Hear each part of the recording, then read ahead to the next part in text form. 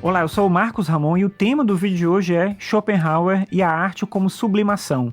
O Schopenhauer é um filósofo alemão que viveu na passagem do século XVIII para o século XIX. Ele nasceu em 1788 e ele morreu em 1860, então ele nasceu um ano antes da Revolução Francesa, então ele cresceu num mundo, numa Europa conturbada, em que transformações muito intensas estavam ali acontecendo. E ele produziu uma obra filosófica muito rica, mas que acabou se tornando mais famosa entre artistas. Escritores e músicos, principalmente, foram os principais leitores do Schopenhauer, mais até do que os filósofos. Uma outra coisa curiosa que aconteceu com o pensamento dele, com a obra filosófica dele, é que essa obra foi adotada pelo público no século XIX. Então existia uma burguesia em ascensão.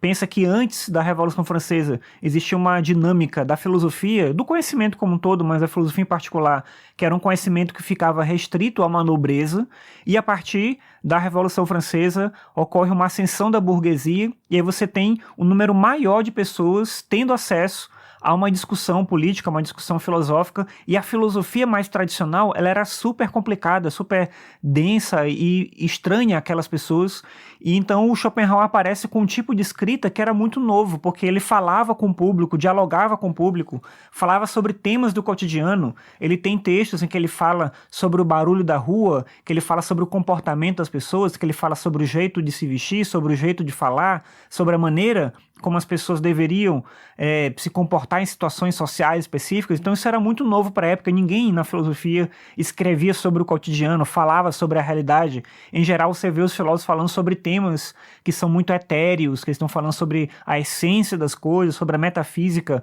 e o Schopenhauer começa a falar sobre coisas que têm a ver com a vida. Ele é o primeiro filósofo que se debruça e discute a questão do corpo de maneira direta, que fala sobre sexualidade. Isso era um tema, por exemplo, a sexualidade era um tema que não podia aparecer na filosofia, era uma coisa muito estranha.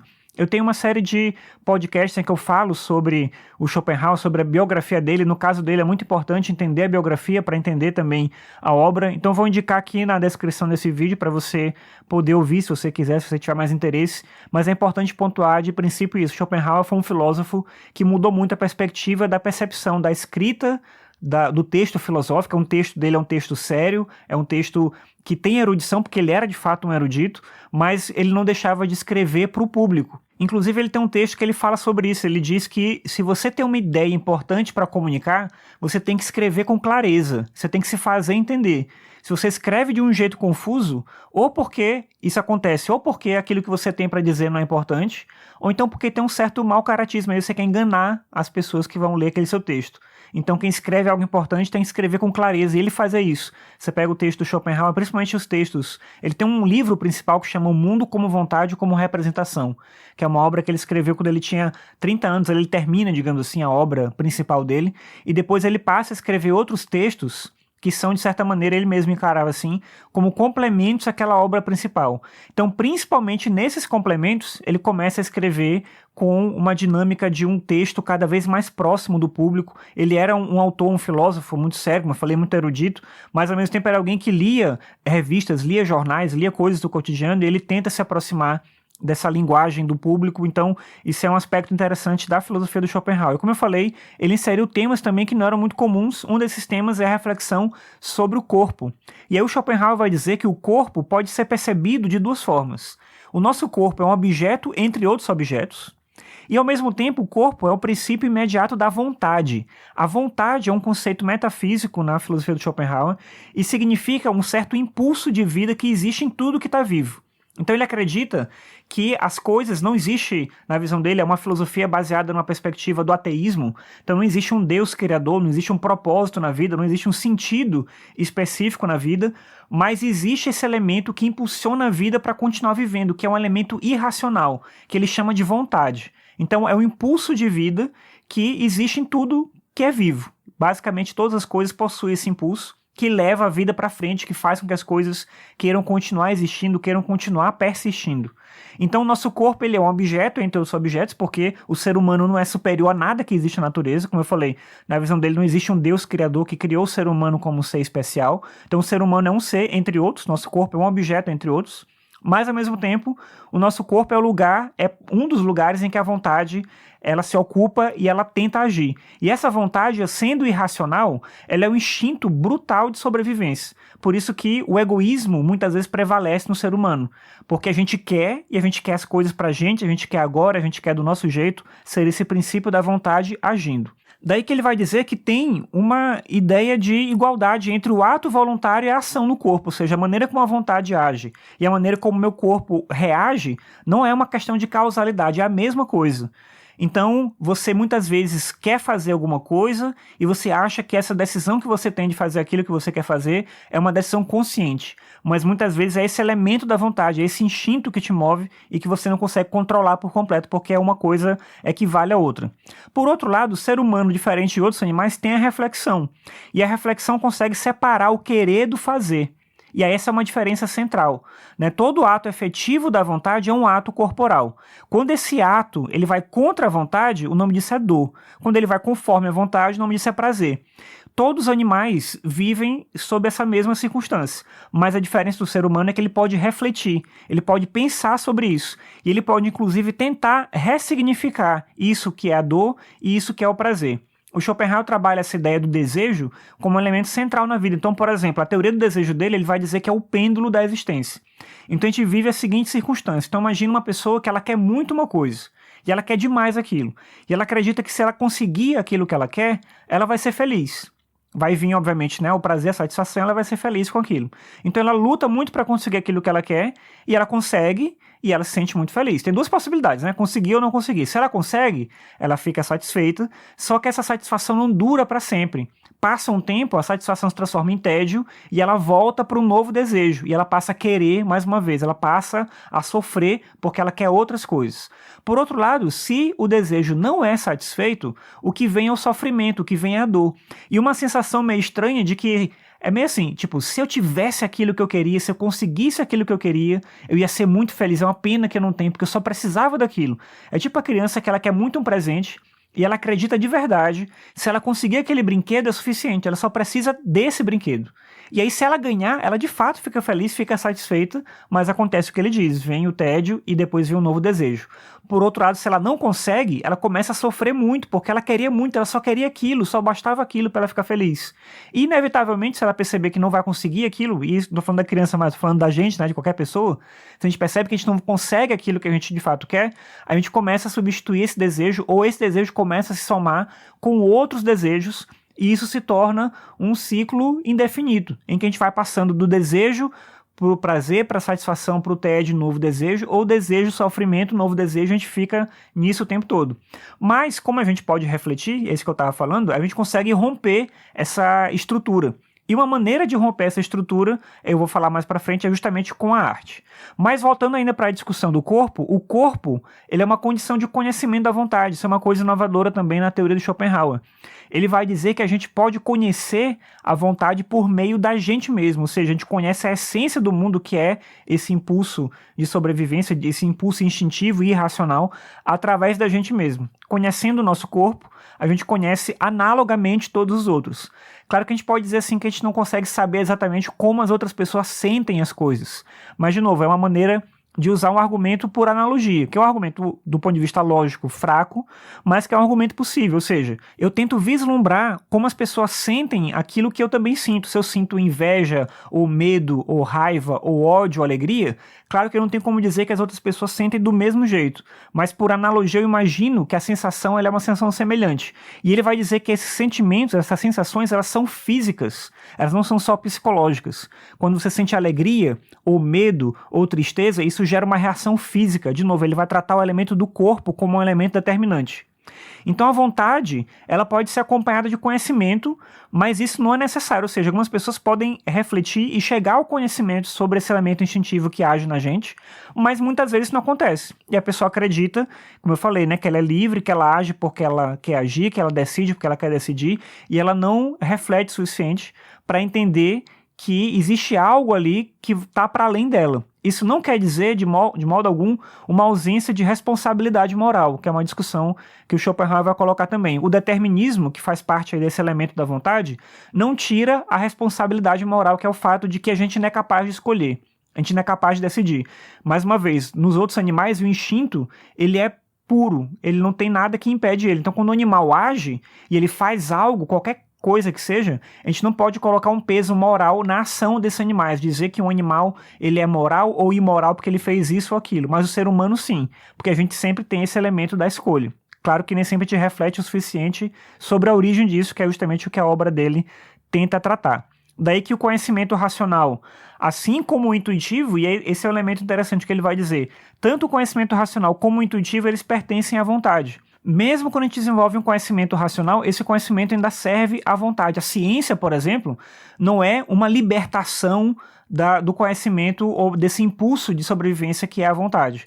A ciência ainda é um mecanismo de construção disso, porque ela serve aos mesmos propósitos. Se a gente for pensar na estrutura do que o Schopenhauer está dizendo para a gente, seria mais ou menos assim. A gente tem hoje ciência que nos permite produzir alimento para ninguém mais no mundo passar fome. Apesar disso, pessoas ainda passam fome. E por que as pessoas ainda passam fome? Não é porque falta técnica, mas é porque tem um outro elemento que move o ser humano, que é esse elemento instintivo e brutal de sobrevivência e de egoísmo que nos guia. Então as pessoas, apesar de desenvolverem técnicas que permitem elas fazerem coisas que poderiam tornar a vida absurdamente melhor para todo mundo, não se faz isso, porque esse impulso que é a própria vontade ainda age sobre as pessoas o tempo todo. E a gente tem uma dificuldade de combater isso. E esse é o ponto para ele, é possível combater isso. Eu coloquei aqui uma imagem que você está vendo da Martha Graham num espetáculo chamado Lamentation. A Martha Graham conta uma história num vídeo, vou tentar achar aqui, se eu achar eu boto na descrição, mas é um vídeo em que ela fala uma situação sobre uma vez que ela apresentou essa coreografia, e uma pessoa que estava assistindo foi depois no camarim falar com ela e contou uma história. Ela disse que ela estava passando por uma situação que ela tinha perdido um filho. Quando esse filho morreu e foi num acidente de carro, essa pessoa que perdeu o filho não conseguiu viver o luto, foi um choque tão grande tudo, e ela não conseguia chorar, não conseguia passar por aquilo, que é um processo importante para você continuar vivendo depois, né, aprender a lidar com aquilo. E ela não conseguia, até que ela foi ver esse espetáculo de dança da Martha Graham, e vendo esse espetáculo, que é o Lamentation, que trata dessa coisa do sofrimento, da perda e tudo, ela acabou se conectando tanto com aquilo que veio essa imagem da perda do filho, e ela disse que naquele momento ela conseguiu viver o luto, e ela foi lá no camarim para falar para ela sobre isso, né, como aquilo foi importante para ela e tudo. E eu acho que esse é um exemplo interessante do que a gente vai ver do que a arte pode fazer. O Schopenhauer, e esse é o tema do vídeo, vai trabalhar a ideia da arte como uma forma de sublimação. Então a gente pode rejeitar a vontade e esse impulso que a vontade gera na gente de duas formas, pela arte ou pelo ascetismo. O ascetismo ele identifica aqui como uma perspectiva religiosa mesmo. O Schopenhauer é também um autor que levou do Oriente para o Ocidente o conhecimento da sabedoria hindu. Já existiam outros filósofos que fizeram isso também, mas ele acabou se tornando mais famoso por fazer isso de maneira insistente, né? Ele dizia que tinha 3 influências à obra filosófica dele. Uma influência era o Platão, a outra era o hinduísmo e a outra era o Kant. Então essas 3 influências eram importantes para pensar a filosofia dele mesmo, e ele traz esse elemento do ascetismo, do budismo, né, da sabedoria hindu, que é uma ideia para ele, uma perspectiva religiosa, que tem um elemento importante de reconhecimento do sofrimento da existência. Então a vida é sofrimento, não existe vida sem sofrimento. E dado que a vida é sofrimento, é importante buscar um mecanismo de romper esse ciclo do sofrimento. E a maneira de romper isso é eliminando o desejo. Então o asceta é aquele que consegue viver sem ceder a esse ponto do desejo, o que é de fato uma vida muito difícil, uma vida dedicada a isso. Então nem todo mundo consegue isso. Então, para as pessoas que não conseguem isso, qual é o caminho? O caminho é a arte. Só que a libertação da arte é uma libertação momentânea. A ideia do Schopenhauer é que no momento que você contempla uma obra de arte, que você escuta música, que você vê um espetáculo de dança, que você lê um livro, naquele momento a arte tem um poder tão grande que ela te liberta do sofrimento. Você meio que entra num outro estado de percepção, e naquele instante que você usufrui da arte, ou criando, ou fruindo a arte, naquele momento você está livre da vontade. Mas é momentâneo porque, quando passa aquele momento de contemplação ou de criação artística, você volta a lidar com as circunstâncias da vida, com os problemas, com os desejos, tudo aquilo retorna. E aí, enfim, a arte ela acaba sendo um elemento de sublimação, mas não é a saída permanente. A saída permanente seria o ascetismo, só que ele reconhece que o ascetismo é para poucas pessoas, então o melhor caminho, né, no geral, acaba sendo o caminho da arte. A vontade é esse esforço sem fim, sem limite, sem propósito, e esse esforço ele nunca é realizado ou satisfeito por completo. A realização do desejo, qualquer que seja ele, ela é só uma ilusão, né? A gente não tem essa realização completa. E é por isso que a arte, na interpretação dele, coloca a gente diante da verdade do próprio universo e livra a gente momentaneamente desse ciclo incessante do sofrimento. Ele vai chamar essa perspectiva estética dele de metafísica do belo. Para o Schopenhauer, a fruição do belo permite neutralizar o sofrimento e gera um apaziguamento do querer, da vontade, do desejo. E ele vai entender isso como metafísica do belo e não da arte, porque ele vai entender que esse elemento da sensibilidade, ele se desloca para além da técnica. Você pode ter um objeto artístico que não desperta nada, mas você pode ter, por outro lado, uma experiência sensível com o mundo, com as coisas, com outras pessoas, enfim, que traz essa experiência estética. Então a beleza, ela está no mundo, só que nem todo mundo consegue contemplar por conta própria. E aí quando você não consegue contemplar por conta própria, você precisa da ajuda do artista. Ele vai usar uma metáfora interessante, que é a ideia de que o artista ele empresta os olhos dele pra gente. Ele consegue ver aquilo que a gente não consegue ver. E ele traduz isso em arte. E aí quando você vê a coreografia no palco, quando você escuta a música, quando você vê a tela, você tem essa sensação de quase catarse, pegando aí a metáfora lá do Aristóteles, né, de sentir purificado, de sentir que seu sofrimento saiu, se esvaziou, ele foi para longe de você, porque você consegue ver o mundo agora de outra forma. Aquilo que o artista faz, e isso é uma sensação que a gente já teve várias vezes, né? Às vezes você escuta uma música, ou você lê um texto, ou você vê um espetáculo de dança, você pensa assim, nossa, é isso que eu queria dizer. Eu queria falar exatamente sobre isso. Só que você não conseguiu exprimir isso você mesmo. E às vezes a arte te ajuda a olhar as coisas de uma outra forma. Por isso a arte é uma maneira de sublimação.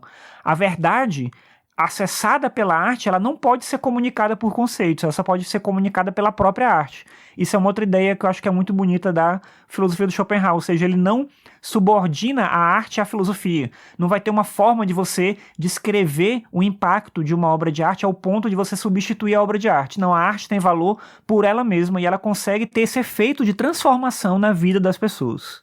Bem, o Schopenhauer teve um discípulo, digamos assim, que não foi um discípulo direto, mas alguém que leu as obras dele e que se colocou como discípulo, que foi o Nietzsche, mas o Nietzsche vai negar a filosofia do Schopenhauer e vai propor um caminho diferente de interpretação da arte, longe dessa ideia de sublimação. Mas eu falo sobre isso num outro vídeo, numa outra discussão. Bem, espero que você tenha gostado dessa reflexão que eu trouxe aqui sobre a ideia de arte a partir da filosofia do Arthur Schopenhauer. E se você gosta aqui do canal, peço para você se inscrever no canal, de repente compartilhar os vídeos com outras pessoas, porque isso ajuda muito. E é isso, obrigado pela sua audiência, até a próxima, tchau.